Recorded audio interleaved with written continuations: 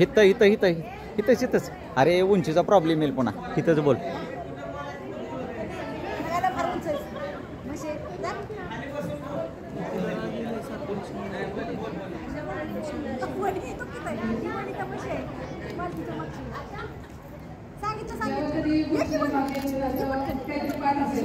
आता काय बोलायचं ना खूप ऊर टाकून येतं काय बोलायचं ते सुचत नाही पण बोलणार तर आहे. मी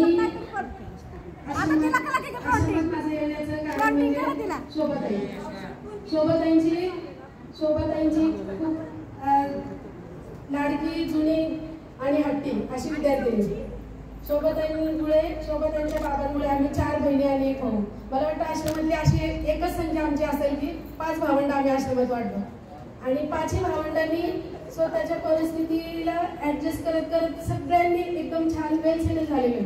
त्याचं कारण मूळ म्हणजे प्रथमतः मी सर्व श्रेय देईन शोभाताई आणि भगवान यांना.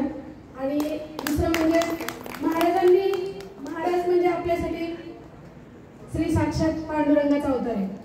महाराजांनी आपल्यासारख्या अनेक लोकांचे खूप अंतरापासून आशीर्वाद घेतलेले आहेत आणि आज जे समाजामध्ये आपण एवढे सर्व घटक ठिकठिकाणी काम करतो आणि शेतकऱ्यांपासून अगदी उच्च वर्गापर्यंत जे काही सर्वजण झालेले आहेत ते केवळ महाराजांची कृपा आहे. जेव्हा आपले दिवस होते तेव्हा खरंच आपली परिस्थिती नव्हती आणि आपले आईवडील किंवा आपली परिस्थिती आपल्याला या स्थानापर्यंत आणण्यासाठी खरंच कॅपेबल नव्हती. पण महाराजांची कृपा लाभली त्यामुळे आपण आज इथं आहोत. आणि खरंच ती प्रेमाची कविता छानपैकी सांगितली ना त्याच्यातून मला थोडं जुनं आठवलं की 18 वर्षाच्या नंतर इथं ठेवत नव्हते. ही खरी गोष्ट आहे. पण जेव्हा 13-14 वर्षाचं मूल होतं मुलगी होती तेव्हाच ती खरंच वयात येत असते. पण तेव्हा तो काळ असा होता की या गोष्टीबद्दल आपण अनभिज्ञ होतो. खरंच बोलायचं आपल्याला काही कळत नव्हतं. पण परिस्थितीवर मात कशी करायची, परिस्थिती कशी असते आणि परिस्थितीशी कसं स्ट्रगल करायचं हे जे महाराजांकडून आपण वेळोवेळी धडे घेत गेलो त्याच्यातून खरंच आपण सर्व नागरिक उत्तम घडलो आणि आपल्याला ते मोटिवेशन मिळालं. आणि आता काय बोलायचं, महाराजांनी जे आपल्याला घडवलं त्याच्यातून मी स्वतः असं ठरवलं की खरंच एक अनाथ मूल मी सांभाळेन. महाराजांनी अनेक लोकांचे दुआ घेतले आणि मी एक अनाथ मुलाचा दुआ घेतला.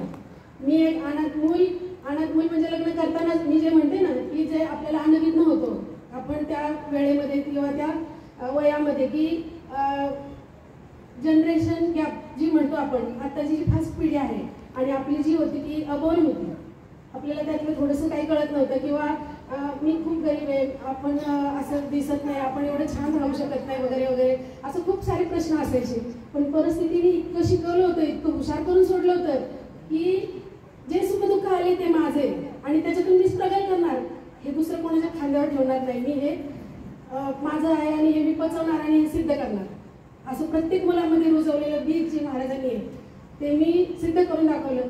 खरंच मी एका अशा व्यक्तीशी विवाह केला की ज्या व्यक्तीला पत्नी नव्हती पण मूल होतं आणि त्या मुलाला मी सांभाळलं.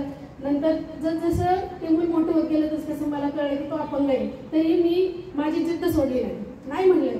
जे महाराजांनी सांगितले जर आणि जर आलं तर कधीच काही सिद्ध होत नाही. महाराजांचे भजन प्रवचन कीर्तन जेव्हा व्हायचे तेव्हा छोटे होते पण काहीतरी गोष्टी डोक्यात बसायच्या. अभ्यासात नव्हते पण बाकीचं सोशलायझेशनचं फार मला आवड होती, ऐकायचे. जर आणि म्हटलं तर त्याच्यामधून काही साध्य होत नाही महाराज नेहमी सांगायचे. आणि मग ते मूल अपंग आहे तरी पण मी तो ध्यास सोडला नाही किंवा असं म्हटलं नाही की काय नाही कसंही होऊ दे काही होऊ दे मला हे जमणार नाही, मला हे जमणार. आज त्या अपंग मुलाचं विवाह करताना मला समाजामध्ये माझ्या जातीमध्ये आज मला अभिमान वाटतो की सावित्रीबाई फुले जयंती आहे, सर्व मुली महिला शिकलेल्या आहेत आणि मी सुद्धा त्यांची एक लेक आहे. पण मी ठरवलं की समाजामध्ये जर असं मूल जन्माला येतं तर त्यालाही जगण्याचा अधिकार आहे. अशा एका सेशनला मी गेले होते आणि तिथे गुरुजींनी सांगितलं की मुलगा जेव्हा माझ्या वयात आला तेव्हा त्याच्या बाबांना असं वाटत नव्हतं की माझा मुलगा अपंग आहे, त्याचं लग्न होईल का नाही माहिती नाही. मी म्हणलं मी त्याला आई पण दिलं, आई नाही होऊ शकली पण वयात आले त्याला पत्नीची गरज आहे. मग त्याला पत्नी ही कुठून तरी बघून आणि त्याचा संसार हा मी थाटणार असं एक डोक्यामध्ये जिद्द ठेवली होती. आणि खूप अशा मेळाव्यांना गेले तिथे कुठंच अशा अगदी अक्षरशः राहणाऱ्या मुली सुद्धा होत्या ना, त्या म्हणायच्या नाही मला गव्हर्नमेंट सर्वंट पाहिजे, मला असं मुलगा नको म्हणून. ठीक आहे म्हणलं काही प्रॉब्लेम नाही. तेव्हा मी आंतरजातीयमध्ये खूप मुलाचा आंतरजातीय विवाह करून त्या मुलाचं लग्न लावून दिलं. अशा अपंग मुलाला सुंदर अशी 2 जुळी बाळं झाली. ती आता 2 वर्षाची होती, एक मुलगा आणि एक मुलगी. तर मी आज हे मुद्दाम असं सांगायचा प्रयत्न करते की ठरवलं तर मी एक करू शकते. आपण सर्वजण महाराजांची लेकरं, आपण नक्कीच काही करू शकतो. समाजाच्या आपण उपयोगी पडू शकतो. नशीब हे कुठून वरून पडत नाही, ते आपण आपले घडवायचं असतं. एवढं बोलून मी थांबते.